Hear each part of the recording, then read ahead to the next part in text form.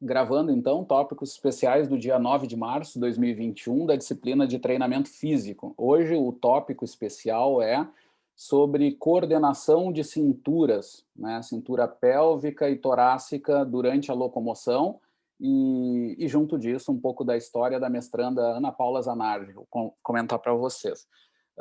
Deixa eu ver aqui, assim, gente. A Ana Paula é uma... não, vamos começar pelo assunto, né? Eu sempre tenho uma linha. Mas, assim, o que acontece? Nós sabemos que o nosso design corporal ele é definido por pressões evolutivas de milhões de anos, milhares ou milhões de anos, né? E, no nosso caso, o fator de movimento ligado à locomoção foi um fator importante. Nós somos cursoriais, que é o termo que se usa mais na biologia para definir esse fator. Não é as nossas capacidades locomotoras, elas foram importantes no processo evolutivo. Aí, resumindo um pouco, a nossa estratégia, né, de desenvolvimento ali mais numa postura ereta e bipedal permitiu nós nos locomover por distâncias muito longas, gastando relativamente baixa energia. Nós gastamos quase que a metade da energia metabólica do que outros animais próximos filogeneticamente a nós. Tá? Inclusive em comparações aí por modelos teóricos com hominídeos mesmo, então processos um pouco anteriores, né, ao Homo sapiens sapiens. Então e está extremamente relacionado ao mecanismo pendular, que é uma coisa que a gente estuda muito no grupo, é por isso que eu digo que tem alguma relação com o processo evolutivo, porque ele parece ser fundamental nas repercussões posteriores, né? A postura bipedal e nos tornar com esse modo de caminhada que é relativamente bizarro na natureza, nos permitiu liberar mãos, atividades manuais e provavelmente, que se tem aí uma discussão, que o Quevedo sabe bem mais do que eu, a hipótese do aumento de tamanho de cérebro devido a esse processo todo aí, ligado a alguns outros coisas, mas resumindo um pouco ligado a isso. Tá? O que acontece? Nesse processo, nesse tipo de locomoção nossa, da caminhada, que é relativamente estranha, né? A maioria dos animais são quadrúpedes e tal, tem um movimento associado a essa possibilidade de troca de movimentos pendular através de pernas relativamente longas que a gente tem, que é a ação da nossa cintura pélvica. A nossa cintura pélvica é fundamental para uma boa locomoção, né? Ela está associada, né, a esse movimento que a gente chama de tilt pélvico e rotação pélvica, ela é extremamente importante na análise de marcha. A gente estuda bastante isso, são determinantes de marcha, e associados a isso, a gente tem o movimento da nossa cintura torácica, né? Que ela não é antigravitária como dos quadrúpedes, mas no nosso caso ela vai ser muito importante para o equilíbrio. Esse vai ser o nosso desafio e esse vai ser um ponto fraco, resumindo um pouco dessa estratégia bipedal, que é ter essa estrutura toda alinhada. Que, como disse meu professor Cavanha, agora que está com muita dificuldade de caminhada por causa do envelhecimento e tal, que ele diz, nós fomos para o lado errado, não deveríamos ter sido bípedes, porque, claro, quando a gente começa a cair, começa a ter as repercussões, a gente sofre muito mesmo, né, por causa disso. A dor lombar também é outro preço que a gente paga desse processo evolutivo aí, que eu gosto de dizer que não é feito por um engenheiro que busca uma perfeição, mas o processo evolutivo é mais feito por um biscateiro, onde ele vai deixar um lugar bom e no outro nem tanto, e a gente vai ver que no somatório isso vai nos ajudar a seguir em frente ou não, porque se não for, a gente entra em extinção. Mas é por aí. Então, a gente tem esse problema da lombar, por exemplo, que é um caso clássico nosso de dor, etc., que está muito ligado a esse design relativamente estranho, ereto, né? Então, voltando para as cinturas, gente, a gente vai ver que a cintura torácica, tá? Ela vai ter um papel ali importante de equilíbrio. Tá? E a gente estuda isso na área da biomecânica ligado à energética, essa minha área aí. Eu convenci há uns anos atrás a Ana Paula, e aí eu conto um pouquinho da história da Ana Paula. Deixa eu compartilhar aqui. Ana Paula é uma aluna que vem do interior do Paraná, e quando eu falo interior, é interior mesmo, né? É da cidade de Capitão, e o vento dá curva, assim, e tem gente que ainda duvida se existe essa cidade, que nunca se ouviu falar, né? Ela é da Universidade de Cascavel, na verdade, mas, né, a família toda de Capitão, nessa região próxima de Cascavel, oeste do Paraná. e ela era aluna do Alberito, que fez mestrado e doutorado comigo, e do Aragão, que foi um cara que fez mestrado e doutorado com o Marco Vaz. Num evento, num congresso brasileiro, ela fez um curso comigo e falou, ó, quero estudar com o senhor, né? E eu, tá, tudo bem, vem estudar, e ela fez a seleção e passou. Uma aluna que não estava preparada, não era de dentro do grupo, então isso eu gostaria de dizer para vocês, assim, porque eu acho que já se aproxima as histórias de vocês. É uma aluna que vem de uma universidade onde tinha menos acesso à pesquisa, a grandes laboratórios, etc., né? Mas ela se preparou bastante para um mestrado, e mostrou muita força de vontade, né? E ao longo de todo o mestrado dela, ela me confirmou aquilo que mostrou na seleção, né? Foi uma aluna assim, com uma energia, com uma capacidade de trabalho e uma vontade de aprender muito diferenciada, assim, e sempre com esse sorriso, sempre com uma energia muito positiva com a equipe que ela trabalhou, e se encaixou muito bem com o Locomotion, porque são fatores muito importantes no grupo, de parceria, camaradagem e apoio, né? Então ela entrou bem e fez muita história. E aí, gente, aí acontece, bom, aí ela comprou a ideia de estudar esses aspectos ligados ao projeto de extensão nosso, né? Que então envolve outro, aí está a história até que eu estava falando do João, né? O que aconteceu? A gente tem um grande projeto com os Parkinsons, né? Mas até antes da pandemia, né? A gente atendia mais de 100 pacientes Parkinson, hoje é menos, mas a gente está mantendo, até estamos lançando os projetos de extensão, tudo à distância e tal. Mas naquela época, nós tínhamos a caminhada nórdica, o jogging aquático com a professora Flávia Martinez, da fisioterapia, e a dança, que é o ritmos de forró e samba, com a professora Aline Haas, né? Todos com Parkinson, né? E a gente foi estudar essas práticas ligadas a adaptações específicas da marcha. Aí, claro, tinham vários outros desfechos, tá? Mas na minha área, que é essa parte de biomecânica da marcha, a gente estudou isso. E especialmente a gente comparou aqui no estudo que eu vou mostrar muito rápido, a gente publicou numa revista, uma Symmetry, né, que não é uma revista super conhecida, mas tem um impact factor de 2 e tal, que é o seguinte, a gente testou ali essa questão de usar bastões e forçar esse uso das cinturas, lembrando que o Parkinson ele tende a perder essa dissociação de cinturas, o padrão normal de marcha nos leva a uma dissociação de cinturas. Tá? Isso nos auxilia na suavidade de movimento e estabilidade. Então, a gente procurou ver se o uso de bastões, que se sabe que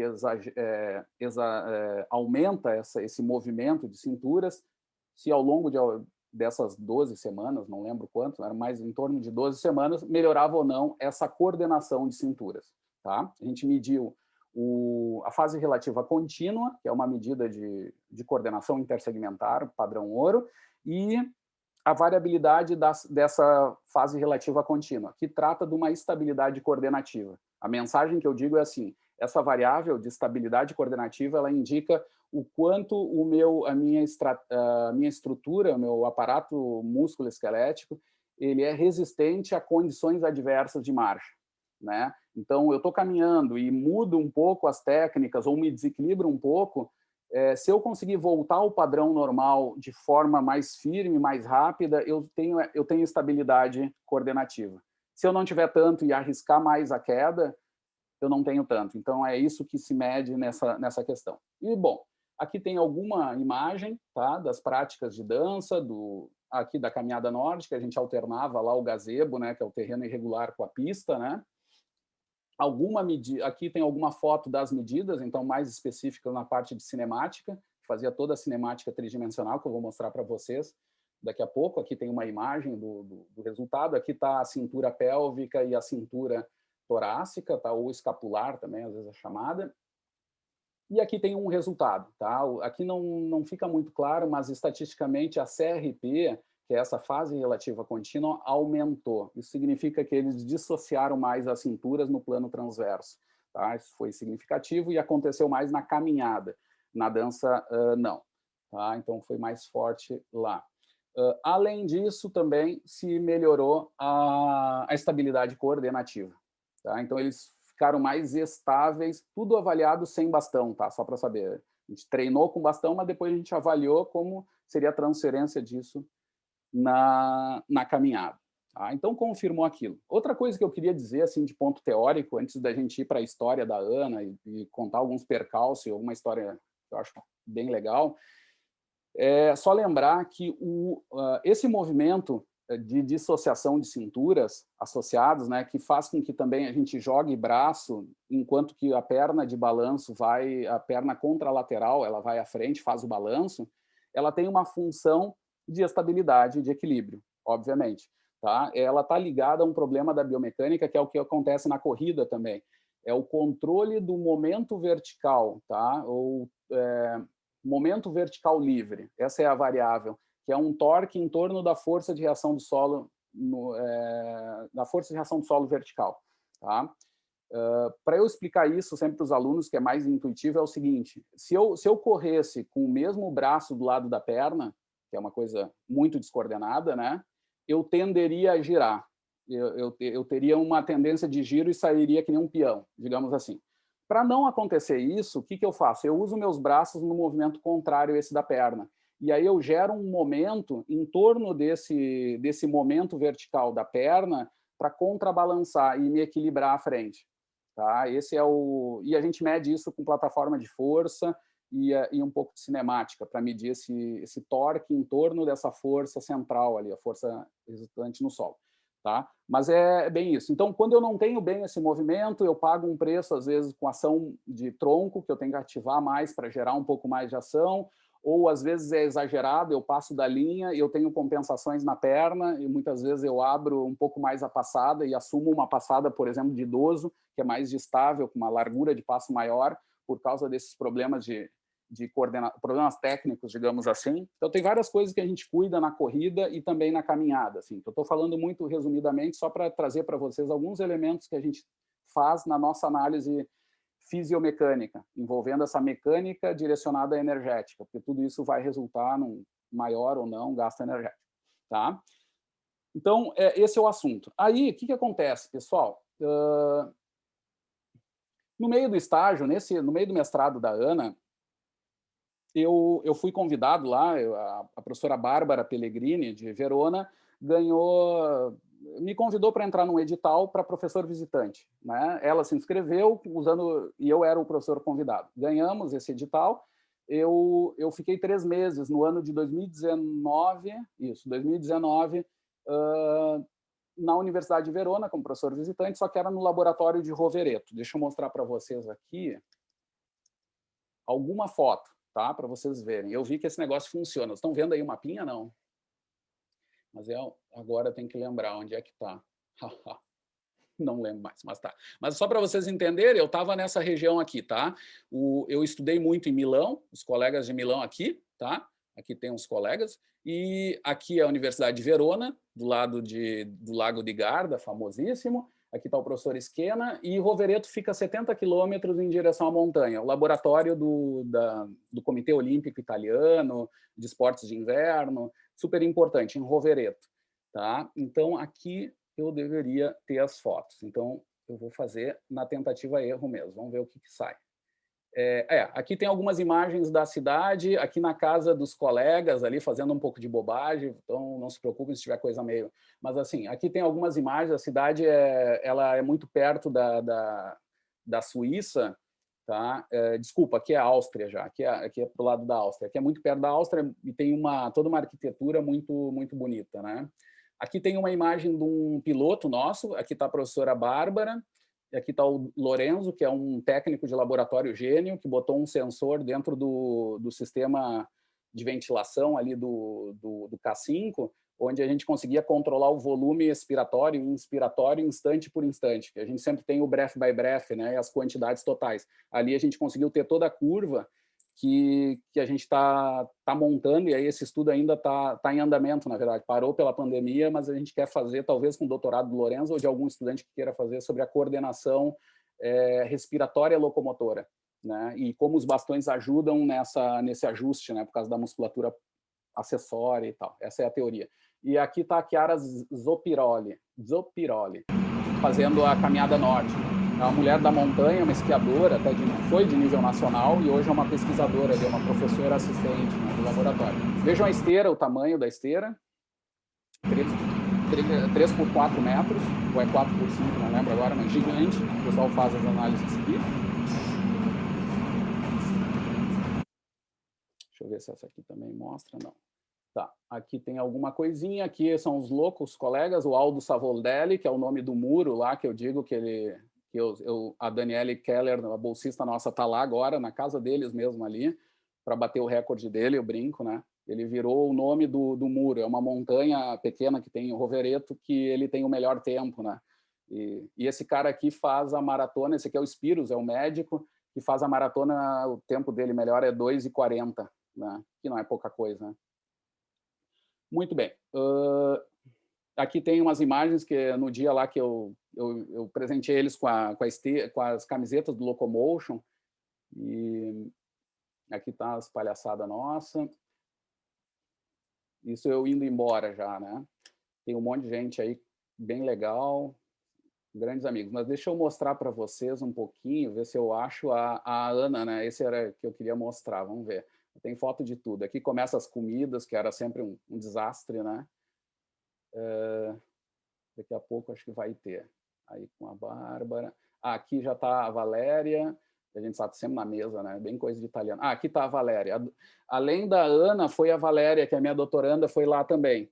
Tá? E aqui ela fazendo uma técnica que a gente estudou também com essa coordenação de cinturas, com a técnica incorreta, técnica de cotovelo fletido. Tá? Isso aqui é a Valéria fazendo. Aqui está a cinemetria dos marcadores. Tá? E tem sensores de força no bastão também. Por aí vai. Eu acho que esse aqui era um piloto, porque eu acho que tinha também o consumo de oxigênio. Mas não está aqui.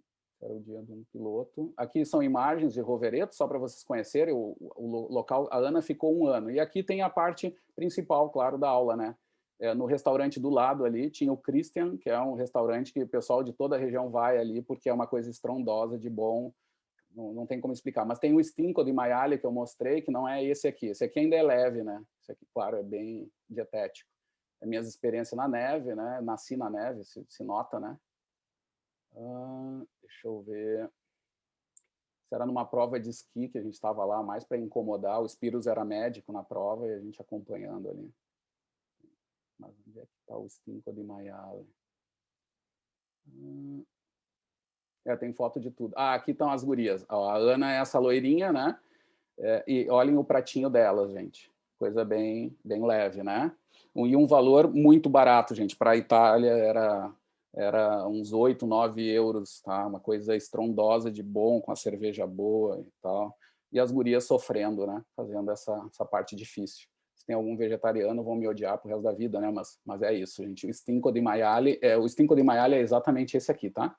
É a pata do bicho. Deixa eu ver se tem uma outra foto aqui. As gurias sempre com a cerveja, né? Mas é tudo não alcoólico. Deixa eu contar essa história aqui. Isso aqui eu vi hoje de manhã e foi sem querer. Eu estava dando uma palestra para o Comitê Olímpico deles lá, a Confederação de Atletismo, que é de Atlética Leggera, tá? Aqui está o treinador, que é professor também, o Latorre. Tá? Esse cara tem, no mínimo, uns 3 atletas medalhistas olímpicos na história, no currículo dele, além de um monte de título aí. Mas esse cara aqui foi medalha de ouro na maratona, só que eu não estou lembrado do nome dele. Esse cara aqui ganhou a medalha de ouro da maratona naquela prova que o brasileiro foi abraçado lá pelo grego, não, acho que era um grego, aquele, sei lá. E aí Vanderlei Cordeiro de Lima foi parado Vanderlei? lá pelo padre doido, padre Isso. irlandês lá, o retardado. Isso. Esse Esse cara aí é foi que o... ganhou a Como é o nome prova. dele? Eu não lembro. Sim, vinha logo atrás, assim. Carrara, alguma coisa assim, mas não lembro o nome. Eu sei que o Latorre me disse, cara, sabe quem tá aqui? É o tal. E eu, meu Deus, cara, eu não conheço, assim, eu não sou do atletismo mesmo, né, estudo e tal. Ele, não, é o só medalhista olímpico daquela. E aí o cara se apresentou e eu, meu Deus, cara, Apenas. se eu falei alguma coisa errada, me avisa, né? Era Atenas isso. Aí ele, não, sou eu que tenho que pedir desculpa, né, porque tu é brasileiro. Aí eu falei, não, cara, imagina, ainda saiu bem pro outro, né, porque ele ganhou a medalha Pierre de Coubertin, o brasileiro, né? Mas esse cara foi medalha olímpica e hoje ele é um grande treinador, é um treinador dos principais da Itália e estava lá assistindo a palestra e eu falando sobre as mecânicas. Eu comentava com vocês, na Itália os caras me ouviram mais do que na CBAT, né? É as coisas do Brasil que me dão mais raiva ainda. É que tal o curso e tal, que a gente fez. E o Latour eu reconheço há vários anos, é um cara de uma humildade também, até com a ciência, e muito legal, um momento de muito aprendizado. Né? E aqui está o Stinco de Maiale, se alguém tinha alguma dúvida do que era, né? É essa carninha aqui. E aqui com o Luca Ardigó, que é um amigão de muitos anos, foi no Nepal comigo, era o Capo Spedizione, e tá, sempre quando eu vou por lá a gente se encontra. Tá. Pessoal, aí fazendo uma alternância, assim, aí tem um monte de experiências que não tem como a gente explicar, né? Só para vocês terem ideia, a Ana, ela estava tão apavorada porque ela nunca tinha pego avião na vida, e ela ia para a Itália. Ela é muito engraçada. Ela disse que tinha arranjado um dinheiro para pegar um avião antes para ir para São Paulo para treinar, porque ela disse, como é que eu vou para a Itália se eu vou viajar à Europa sem nunca ter viajado de avião? Não posso. Aí pegou a maior promoção que ela achou para ir até São Paulo, fazer nada e voltar só para se acostumar. Muito engraçado, assim, né? Mas, assim, ao mesmo tempo, muito agradecida e com a experiência que ela teve, né? E hoje ela tem a porta aberta, ela está pensando até onde vai fazer o doutorado, se vai fazer comigo ou não. Ela está ainda nessa fase aí, mas com possibilidade de fazer na Itália mesmo. Os colegas querem ela porque se deu bem e não é sempre que a gente acha gente com muita voluntário, assim, voluntarioso, como somos nós, muitas vezes, no laboratório, assim. Não é uma coisa tão fácil de se achar, porque na Itália ser pesquisador também não é quase ser pobre, assim, digamos assim, né? É um trabalho normal, digamos, não é nada demais. Então acho que a gente tem muito campo, assim, isso que eu queria dizer para vocês. E as possibilidades são essas, o laboratório, esse trabalho que o Quevedo faz aí com o Álvaro, os grupos de pesquisa do professor Cadore, etc., permitem isso, permitem um mercado que abre uma chance de possibilidades que é internacional, né? Que é o mercado da ciência, que esse não independe das crises do Brasil. Né? Hoje de manhã uma aluna me perguntou, professor, mas como é que a gente vai querer fazer isso se no Brasil estão acabando com tudo? Gente, eu vou dizer o seguinte, ó, eu me criei nos anos 90, gente, nos anos do FHC, que vocês podem acreditar que não chega nem perto, assim, eram os anos que os banheiros a gente nem usava, a gente tinha que fazer a apneia para entrar, porque não tinham as condições mínimas de muita coisa. Os pesquisadores não tinham a visão ou nem a possibilidade mínima de interagir, como ainda a gente tem, eu sei que está se acabando, mas nem perto do que se tinha, do que antes era muito pior. E mesmo assim a gente conseguiu, assim. Então, eu queria só deixar esse relato. Tem chance para muita coisa, para ter essas experiências e inclusive com a possibilidade de um mercado de trabalho da ciência que eu acho que não tem preço, que é essa interação cultural que a nossa profissão permite, sabe? Que é muito diferente. Isso que eu queria dizer, né? Eu agora ganhei uma bolsa para ficar 7 meses, que eu acho que eu estou indo em setembro, de estágio sênior, né? E para mim essas coisas são fundamentais, pelo gosto que eu tenho em conhecer outras culturas, mas também até pelos meus gostos pessoais, né? Vocês já notaram, claro, eu sempre brinco que eu adoro a Itália. Meu avô nasceu na Itália e desde pequeno teve que fugir da Itália por questões políticas na época do fascismo, com o pai dele e tal. E assim é a história, né? Então, eu acho que tem muita coisa legal aí que está na mão de vocês. E às vezes o esefiano, o aluno da Exefid não se dá conta das possibilidades que se tem com isso. E às vezes eu vejo até alunos de fora aproveitando mais até e eu sei que cada um sabe onde aperta o calo, eu não quero ficar dando show de moral para ninguém, mas só quero dizer que as coisas estão à mão, assim, e o limite é nosso, é interno, é de como a gente vai vencer nossas barreiras. E a Ana Paula é um belo exemplo de alguém que venceu muita coisa. E eu tenho vários alunos assim com histórias que são tremendas. E a gente começa a ver e não adianta, um é pior do que o outro, mas o que mais interessa é o que nós fazemos com a história que a gente tem na nossa frente, né? Não tem jeito. Eu sei que eu não quero justificar nada, mas acontece assim e vocês vão, é incrível, né? Eu não posso falar mais detalhes até da história da Ana, que tem coisas pessoais, mas assim, ó, é uma batalhadora, da onde ela vem, sabe? A gente poderia pensar que teria muito mais motivos para não fazer as coisas, né? E às vezes a gente vê gente que mora a 2 quadras da ESEF e, professor, eu não posso acordar às 7h15, professor, eu não posso pegar o ônibus às 6h30, vai contra os meus, eu não posso porque eu tenho esse problema. Gente, eu vejo, assim, tenho alunos assim com umas histórias que vocês ficariam, muitos alunos ficariam com vergonha de contar a sua depois que soubessem o que fez, né? E a Ana é um bom caso disso aqui tudo que ela viveu, né? Também, fora o que está vivendo aí. e está na mão de vocês. É um aluno que estava com menos condições, inclusive, até por um lado, e fez muita coisa. Gente, deixa eu mostrar para vocês, para terminar. Esse aqui é um aplicativo Moca, é um programa gratuito que a gente faz reconstrução de imagem, e aqui tem movimentos para corrida. Esse aqui eu achei na hora, eu abri aqui o Moca só para descarregar, achei um arquivo que eu coletei em 2008, num experimento em Verona, nada a ver, mas de qualquer jeito, aqui mostra um pouquinho a ação de ombros, ó, onde a gente tem esse comportamento que eu estava colocando para vocês, da dissociação de cintura. Se a gente olhar no plano transverso aqui, às vezes não funciona, aí, mais ou menos assim, opa, fui demais, opa, tá?